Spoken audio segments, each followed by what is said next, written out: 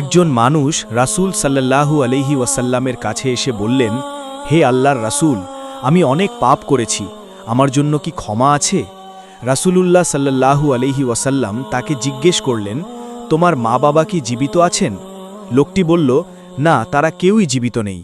তখন রাসূল সাল্লাল্লাহু আলাইহি ওয়াসাল্লাম বললেন, তোমার কি কোনো খালা অর্থাৎ মায়ের বোন আছেন?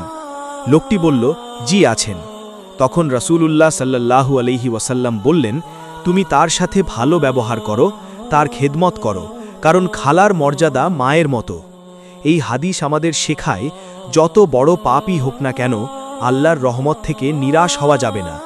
মানুষের সেবা, আত্মীয়তার সম্পর্ক ঠিক রাখা, এগুলোই আমাদের জন্য জান্নাতের রাস্তা খুলে দেয়। তুমি যত দূরেই চলে যাও না কেন, ফিরে আসার দরজা এখনও খোলা।